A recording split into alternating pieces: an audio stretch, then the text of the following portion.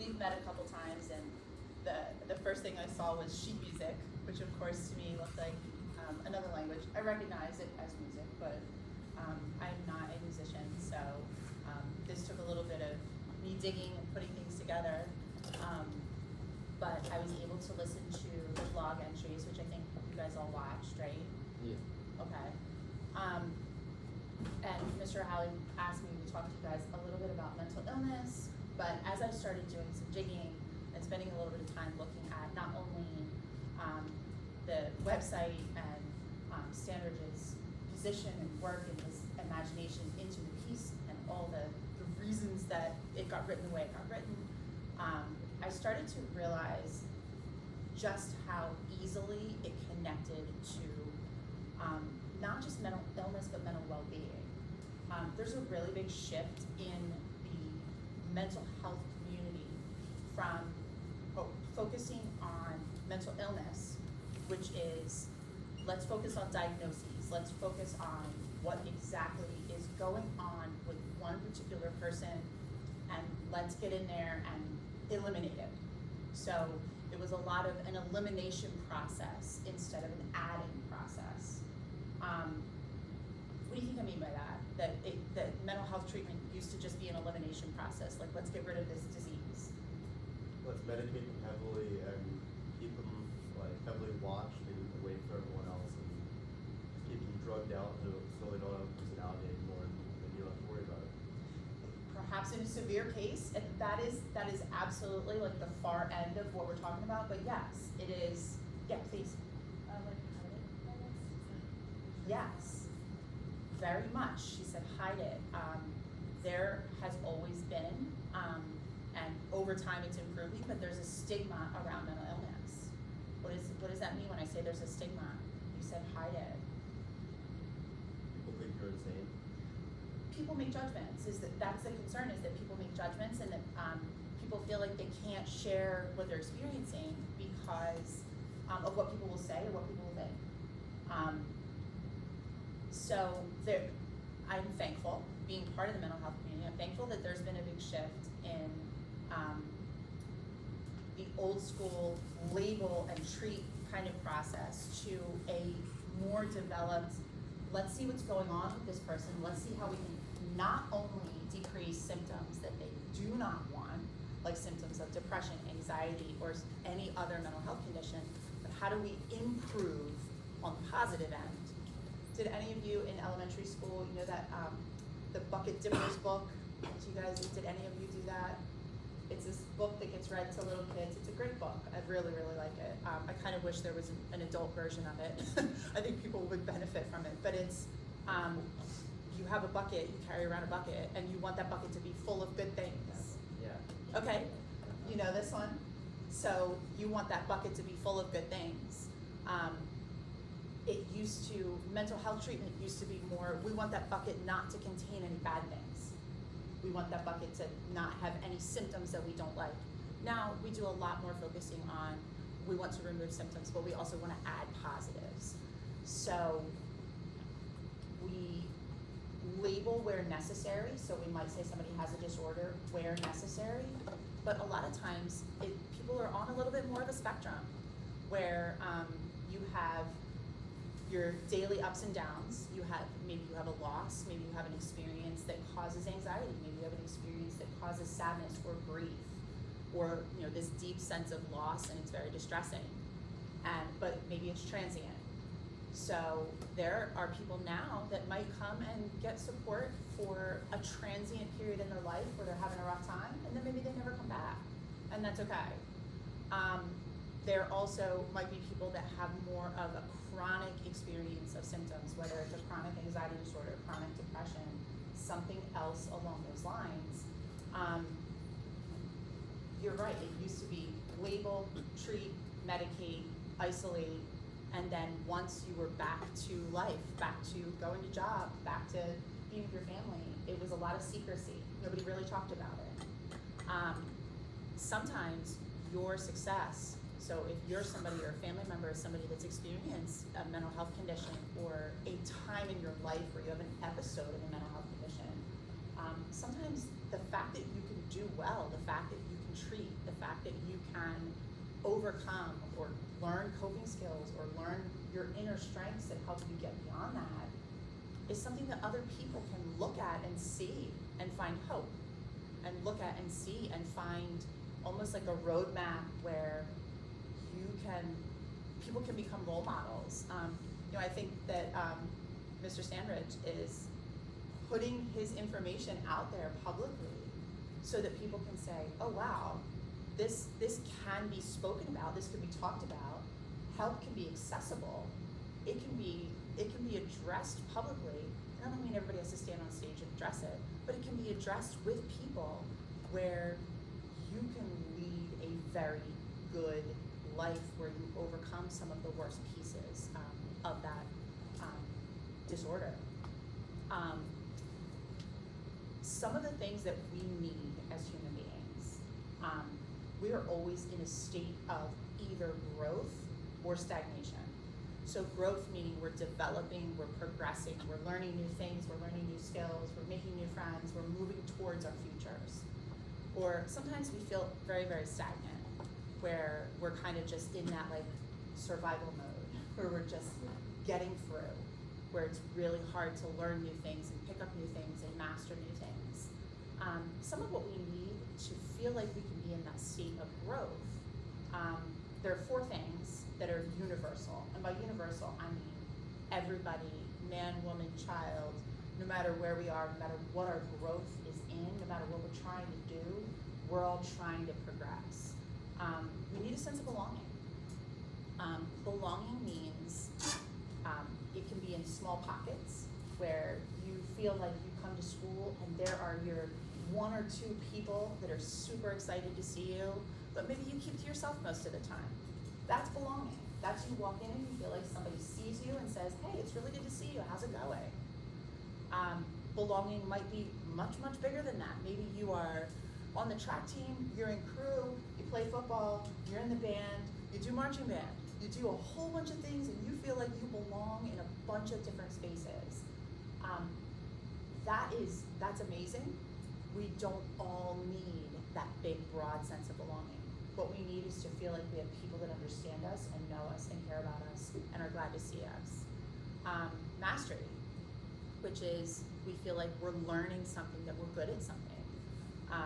It's very hard to be in a state of wanting to grow and progress if we feel like we're not good at anything that we do. That can be music, that can be your classes, that can be maybe you struggle with your classes and you're just okay at music, but you are a leader in your friend group and you feel like you have a lot to offer in that way, and you feel like you are really, really good at, for lack of a better way of saying it, being a person. You're really good at that. Or you're a really good sibling, or you do a lot of supportive things around your household, or you do something really creative. Mastery can be so broad, but it's feeling like you're good at something that you can be proud of. Independence is, do you have influence over your world? Do you have some choices? I know that in high school, you wish you had more choices probably, but do you feel like you have some? Do you feel like you have some influence? Do you get to choose electives? Do you get to choose who you spend time with? Do you get to choose how you spend some of that time? Do you get to choose things about your life? Obviously, the older you get, the more things you get to choose, but independence is that you're starting at an age-appropriate level to get to make choices. And generosity is sharing your gifts or talents with others. It seems like an obvious thing that you're doing here. However, this might not be what you feel like is your true talent. You might really just enjoy doing this. This might just be really fun for you, but you feel like your talent is something else. Do you get to share what you are proud of about yourself with other people? Now that's to progress and to grow. Those things, if one of those things is really missing, we kind of feel out of whack. We kind of feel like we're off track sometimes, and we feel like we're not making growth and progress.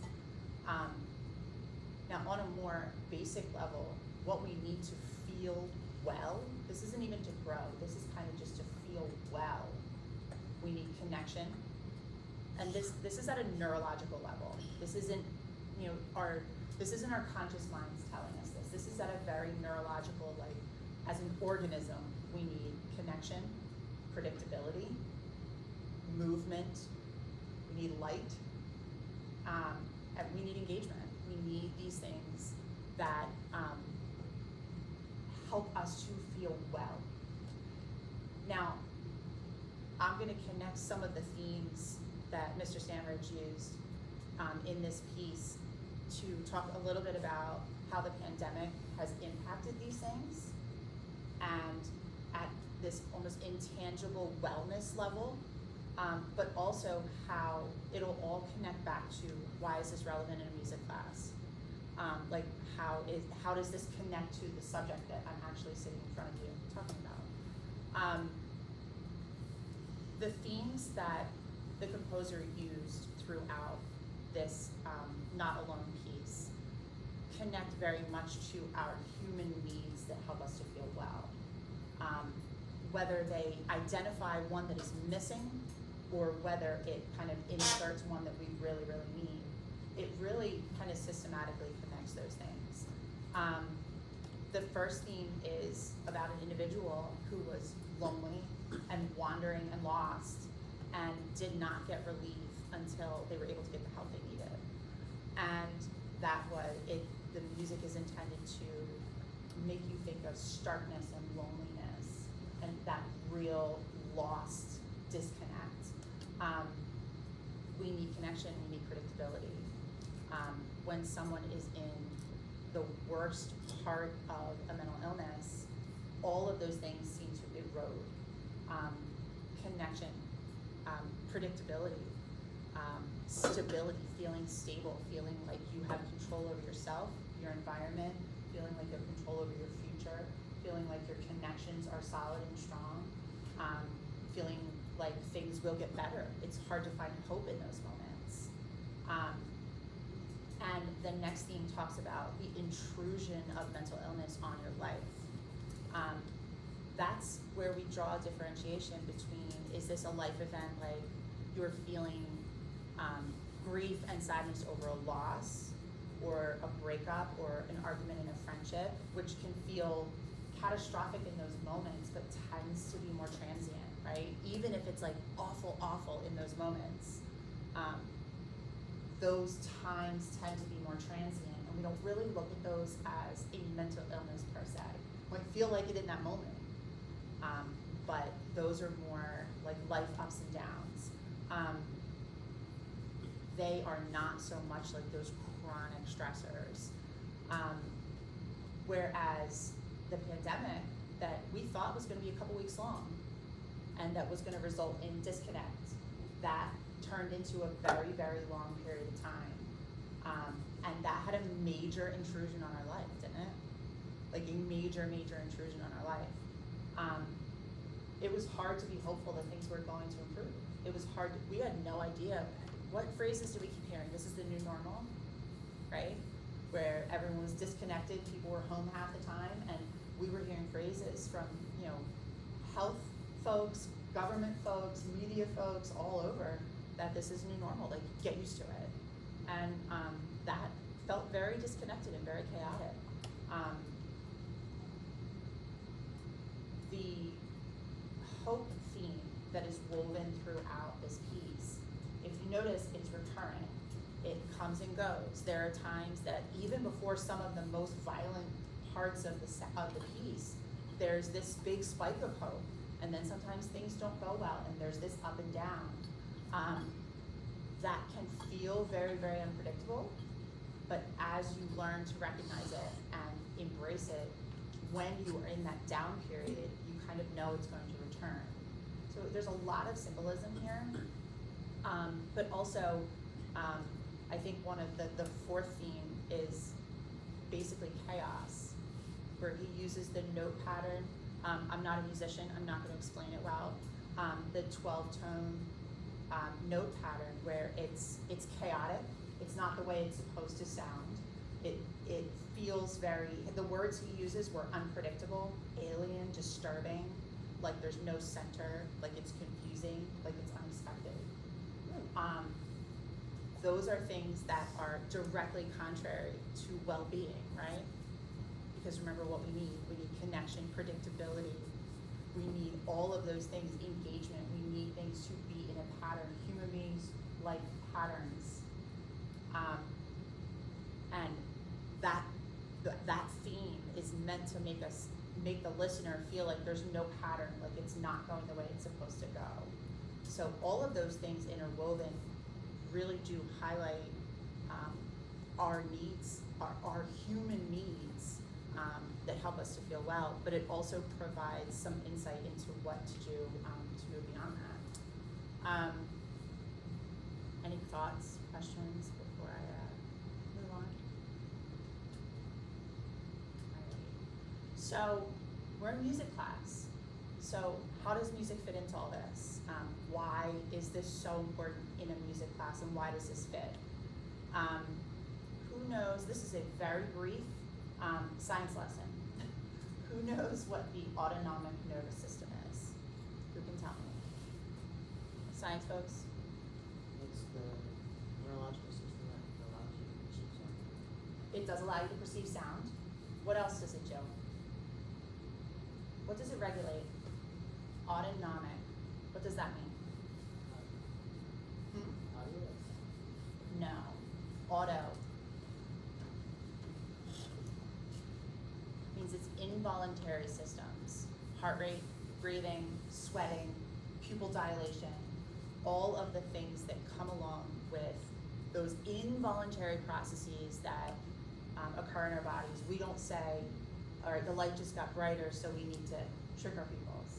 We don't consciously do that. Our system responds. Our nerves respond. Our sympathetic nervous system, does anyone know what that is? Think fight or flight. It is our stress response system. Our sympathetic nervous system is the system that changes, it increases our breathing, increases our heart rate, sweating, our pupils dilate, our blood is literally redirected from parts of our body that aren't needed in a crisis. So your food stops digesting, your blood goes out to your arms so that you can run. It is meant to cope with fear. It is meant to cope with a situation where you may need to respond very, very quickly. The parasympathetic nervous system is just the opposite. It brings our system back down to a nice calm state where there's no threat, nothing to be afraid of. The problem becomes when our sympathetic nervous systems are overactive. Those systems were way back in the day. They were created to deal with real fear situations. Something where our bodies needed to be urgent. Is urgency ever a good thing? Like when our system gets a little worked up, is our anxiety or worry, is it ever a good thing? Yes. Okay, who said that? When? Maybe if you're like in like a situation where it's like you might need to like get out, like maybe a burning building or something. Absolutely. Your stress response system can absolutely save your life. Because what if there's a fire and you just kind of stroll on out? That could be a crisis. So absolutely. It was created for crisis situations. Our bodies, that system in our bodies was created when you need to get away. If someone's chasing you, literally, what the system was created for, you want to have some urgency there. If you stroll, you're going to get caught. What about other situations that are more, yes? Maybe if you like adrenaline, pump for this speed. Absolutely. Absolutely. If you are getting ready to have a big race, you want to stimulate that system so that you're pumped. You see athletes stimulating that system. They're jumping up and down. They're not usually sitting on the sidelines reading a book, listening to classical music. It's not usually what they're doing. They're doing something to kind of pump up that system. What if you have an AP test? What if you have a big test? Do you want some urgency? What happens What happens if you don't have any urgency about a big test? You don't study. Yeah, you fail a test because you don't study, because you watch Netflix all night, and then go into bio and have this big huge unit test, and you're like, no biggie. When you probably needed a little bit of urgency, you needed a little bit of nerves, right? Sometimes nervousness and urgency are good things. There are times that our system works well for us then. But what happens is sometimes that system is in overdrive. So sometimes the urgency that we should feel, before a race, if there's a fire, if we need, if somebody needs to chase us, if our child is walking towards the street, you need to run after them. You need urgency. You need that minute. You need your body to jump into action. The problem is when it's in overdrive and there's no tangible fear. There's something that is causing that system to be overstressed, whether it's internal, like you're thinking like anxiety, or whether it's external, like a stressful situation, whether you're working 2 jobs and you're taking, a whole ton of classes and you are just stressed by things that are happening externally, whether it's life circumstances that are externally stressing you. That chronic stress system, overworked, can lead to, obviously, well-being, your well-being suffering, but it also can lead to bodily difficulties. It can lead to not feeling well, where you just kind of like feel not so good all the time. Down the road, it can lead to things like heart attacks. It's why stress and heart attacks are very connected, right? You've heard that before. There's a connection because your organs literally get impacted by that over dumping of those stress hormones, cortisol, and some of those hormones, and some of the enzymes that just, your body is not meant to be bathing in them all the time. It's meant to be a little rise and then back to normal. And an increase in emotions like that causes a decrease in problem solving. Have you ever been where you studied for a test and then you're super nervous, so you go into that test and for some reason you can't think of the answers that you already knew? Has that ever happened? I know it's happened to me. And that is something that that stress system in overdrive can very much interfere with your ability to cognitively perform. We'll definitely get back to that later when we talk a little bit more about music. Something that's very cool, and I'm sure this won't surprise most of you, is that there's a lot of research on the connection of music to that actual neurological system. We like music, we all like music for reasons that we might just think it's emotional. Like, I like music, I love listening to music, I like, listening to upbeat music, I like listening to, more soulful music, I love it. You guys are here, you must love it. But there's a lot of reasons for that you might not even realize. There is research that tells us that music can affect our heart rate. So if you're feeling anxious, feeling stressed out, music can decrease your heart rate, decrease your breathing rate, decrease your blood pressure. All of these things are stress responses. Those things immeasurably decrease. It can help with hormone regulation, which is part of the stress response system. It's all the same, it's all connected. Decrease cortisol levels, which is responsible for depression, anxiety, some of that body breakdown and that overall sense of not feeling well is cortisol. It can increase your mood. That doesn't surprise you, right? Increase dopamine. Who knows what dopamine is? No one? Isn't it like a rush to your head? Yes, that's a good description. It's not always a big rush, but yes, me too. There is happiness there, yes. Yeah, that's kind of what I was gonna say, like a drug or like a substance that causes happiness. Drug substance, yes, because it can be very heavily impacted by drugs and substances. Maybe contentment or focus. Contentment and focus, absolutely. These are really good answers. This is a very good group. Dopamine is something that we are always seeking. We are always seeking to increase our levels of dopamine. There are a million and one ways that I cannot even begin to list to increase your dopamine. There are natural ways, there are artificial ways.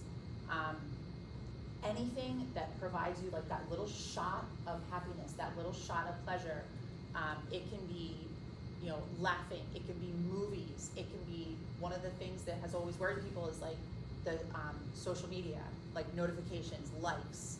They give you those little mini shots of dopamine. Substances can provide you with massive shots of dopamine. The reason that's a bad thing, I mean, you guys, this isn't like an anti-drug lecture, but the reason it's a bad thing is because it can set the bar so high that all the other things that you might have once enjoyed don't give you enough dopamine anymore. So it becomes that it's not as fun compared to these artificial ways of bumping that dopamine up.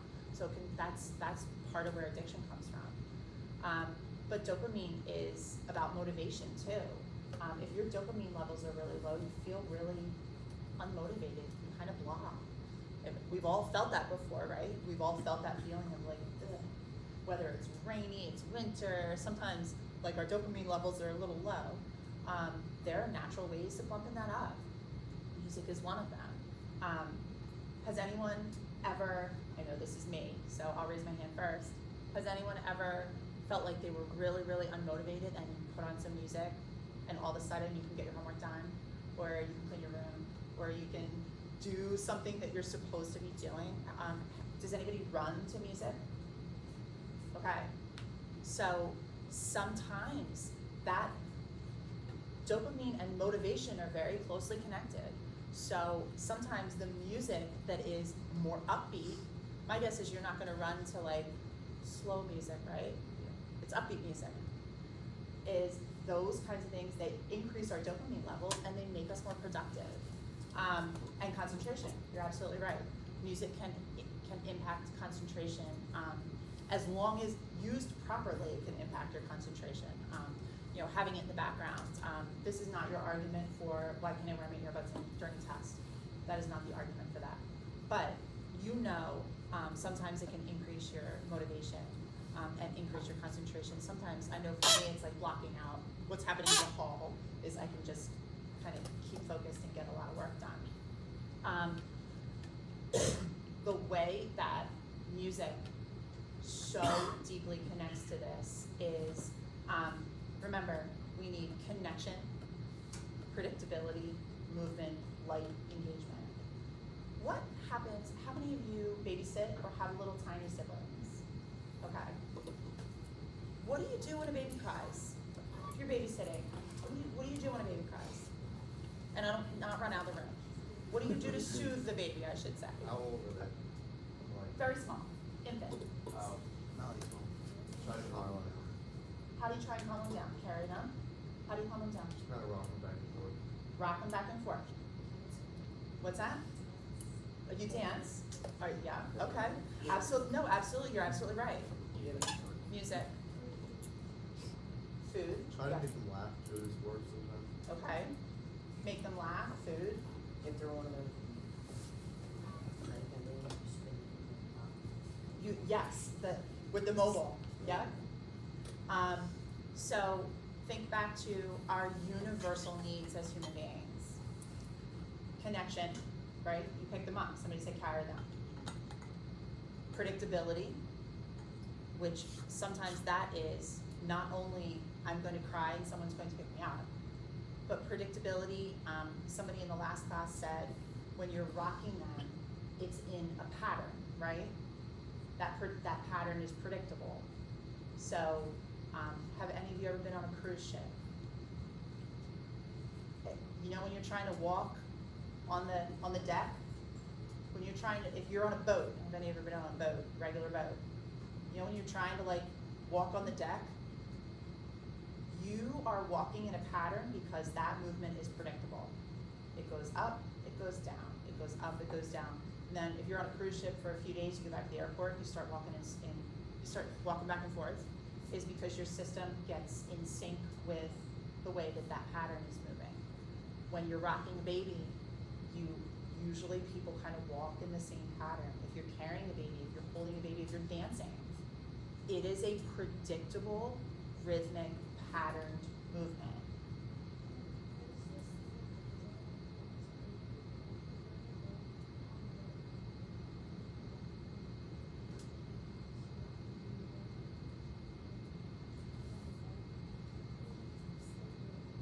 Yeah, when you're on a boat and you spend the night, or if you're there for a long time and you go back and you lay on your bed, you kind of can feel that rocking. Yeah. Do you sleep really well? I know I sleep really well on a boat because of the rocking. You know, the little baby seats that are the swings, or the baby, like, that bounce on the kitchen table. You know those things? All of that is because we are born with. We are not taught, like those little infants that you're picking up and you're walking and you're carrying and you're rocking and you're patting. Those babies weren't taught this is going to calm you down. They were born with that neurological system, that is what calms them down. This is in the hospital the day the baby is born. You rock, you pat, you do the things that in their system, it creates a calm. It regulates their system. So if that is neurological, if that's inborn, how does that connect to music? Who can connect that to music for me?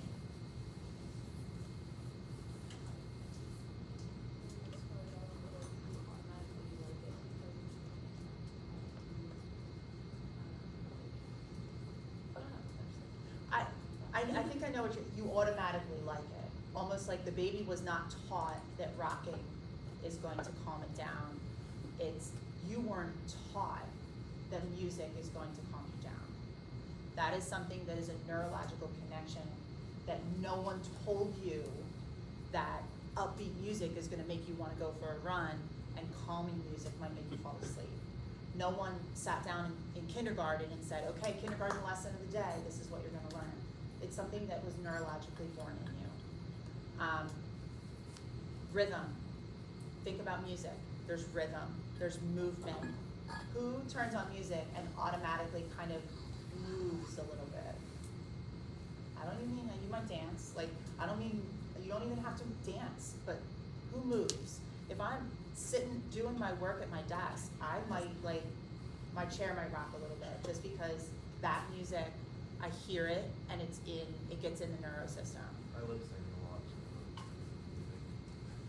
You lip sync, did you say? Yeah, like if I'm sitting at my desk doing work and I have headphones in, I start like mouthing all the words.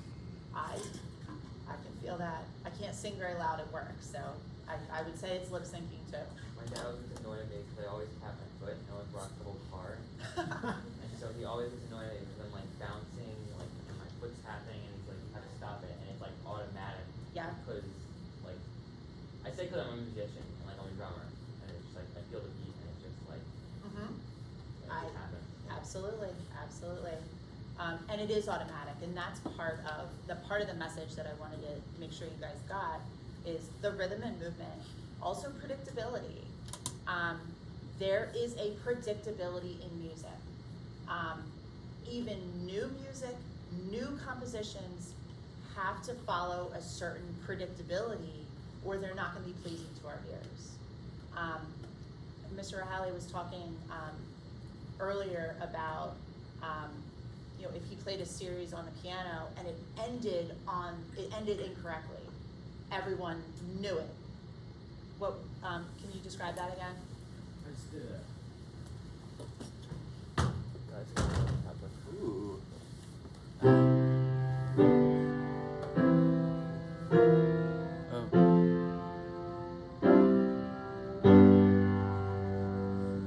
Oh, I that's walked annoying. away. It's really annoying. That's annoying to me. Right. Now it feels better. Yeah. It's like it's I feel at home. It's hanging out in space. Now, you guys are musicians. I haven't played a musical instrument in years, but you don't have to be a musician for that to sound wrong. And that's because our systems recognize when it sounds correct, and they recognize when it sounds chaotic. You may recall Mr. Sandridge had woven into this piece parts that deliberately didn't sound right. What did that represent? Do you remember what that represented? Chaos, absolutely, chaos. Kind of like anxiety. Anxiety, absolutely. What's that? Confusion, yes. Yeah, absolutely. Predictability, so it's not just familiarity. It is that the notes go together in a way that is theoretically correct, that resonates with the person listening to it. And predictability is also familiarity. If you're having, let's just say if you're having a really rough day, do you go to unfamiliar music or do you go to music that you know well? Oh well, That you know well. Why is that? Why do you think that is? because you like Worked in the past. you know how it feels. You know how it feels. It's worked in the past. What did he say? You already, yeah, you know the effect it's going to have, but also our neurological systems prefer familiarity, predictability. Anybody ever watch a movie more than once? Oh. Yesterday. And why do we do that? We know the end. Or like maybe if you're having, if you like don't have control over something, it's really like how at least you have control to know how this is gonna or how it's gonna. Excellent. If you feel like there are areas of your life that feel chaotic or feel out of control, we gravitate towards predictability and nostalgia and comfort and control, absolutely. So you might go back to watch, I know it sounds funny to say a childhood favorite, a favorite from when you were younger. I am 45 years old. I go back to childhood favorites. I will go back to something that I watched when I was younger than you, that's an old classic favorite, because it's very comforting. That is not just an emotional construct that somebody taught to you. That is something that is our systems as humans like that predictability and familiarity. We also can sync with our neurological systems. So we already said if you need to feel motivated, you listen to something upbeat, right? Our neurological systems start to sync with what we're listening to. And if we need something, if we need to calm ourselves down, you're not gonna put on like heavy rock music. You're probably gonna put on something that is a little more soothing. That's because our systems have a rhythm and have a flow, and that music can impact that flow. So if we need that flow to slow down, then we listen to something that's gonna slow it down. If we need to get motivated because we gotta clean our room and get our homework done and we need, go run a few miles, we're gonna listen to something that is going to do that. And research tells us that there's a very deep connection. So how about creating music? That's a whole nother level. That's you guys. How about creating music? How does that take just listening to music to a whole different level? Writing song lyrics just like gets all your emotions out at once. Yeah, absolutely, it can. I know I hear every single percussion instrument in the background. Like, Okay. it's like right. So how would that help with predictability, those kinds of things? Like if I listen to it, knowing when I played in the past, now it's familiar. Okay. Did you have any? Oh, yeah, but then I realized it doesn't really have a, it's like if you like something, like if you like music a lot, Mhm. if you're like liking it and Absolutely. So sense of mastery, a sense that you're sharing what you're good at with other people. Maybe you're not sharing it. Maybe you're making it in your own room, and but you can look at that with a sense of pride. Absolutely. Repetitious movements. Making music. I don't think you can make music without some repetitious movements. I mean, percussion. You're like it's that sense of you get a feedback, like a constant feedback loop. That is not only are you listening to something that has a beat, you are creating it. You feel it up your arms. Like that is such strong feedback that takes listening to music up to a whole nother level. People are soothed by other repetitive movements, things like knitting, right? So somebody might knit and crochet, and I've heard people say it's like their mental, it's like their therapy, right? That is, if you crochet and knit, it is so repetitive that your system is in a pattern. Now, if you're good at it, I'm terrible at it, so there is no like nice flow. There's a lot of counting, but people who are good at it, they don't even have to look. It's a pattern, and they can do it for hours. Like people sit around in circles and chat, and it's their social time, and they're knitting, and they're not even looking at what they're, or crocheting, and they're not even looking at what they're doing. At our old school, they talked about something. I think it was called like a natural, like natural high or something. It was like everything that like you do that like just makes you happy. Like that's kind of what this is reminding me of. Like Yeah, like absolutely. surfing could be one, or like just like anything in general that you do like as a hobby that makes you happy. Like music, that kind of stuff. It's often that those kinds of things are very connected to the same systems that music stimulates. Running. You run. Who else runs? You run, Mr. Alley. So, running, is that rhythmic? Yeah, it can be. People talk about literally, have you ever heard of a runner's high?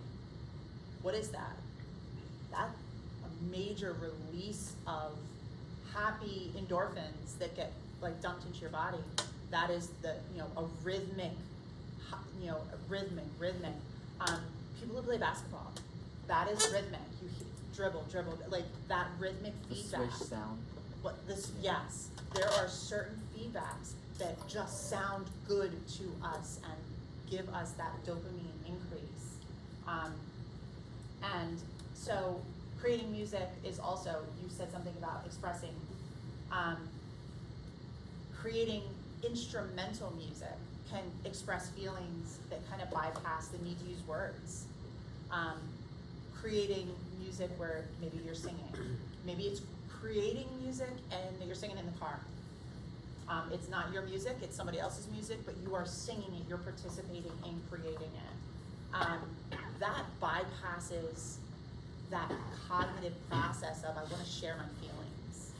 It allows you to bypass the thought process and just express feelings. Does everybody know that feeling where you are actually feeling like you're able to express yourself even though you're not saying, this is what's going on and making me happy or sad? You're able to just express yourself with somebody else's words. That is very bodily experience. And it can be a very shared experience. Music can be a very shared experience. Simply being in the same room, even if you aren't all close friends and in contact outside of this kind of performance space, this is a shared experience. You guys creating one piece of music. It's also a shared experience if you're listening to somebody else's music popular music that you're singing. It's a shared experience that someone else experienced the same type of emotions that you might be feeling right now and wrote about them beautifully, and you're using them to express your own emotions. That is a shared experience even if you're not in the same room. So there's a global collective and connection. This piece that you guys are working on was created by somebody else for the sake of exploring and expressing emotion. And you guys are now sharing in that project. It's a consortium. You're sharing in that project. That is a shared experience, even if you're not in the same room. Any questions, comments? Just wanted to do a little wrap up and then just into the mod. Some of the things, I'm going to call them the mistakes that we make as humans when we're looking at symptoms, difficult times that anybody's having, that you're having, that I'm having.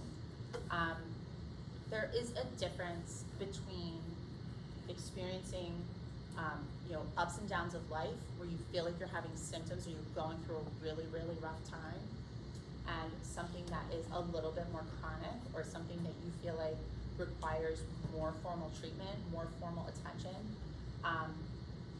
Both of those things and anywhere in between are things that you can knock on our door in guidance. I'm in guidance. Dr. Spagone, I'm in guidance.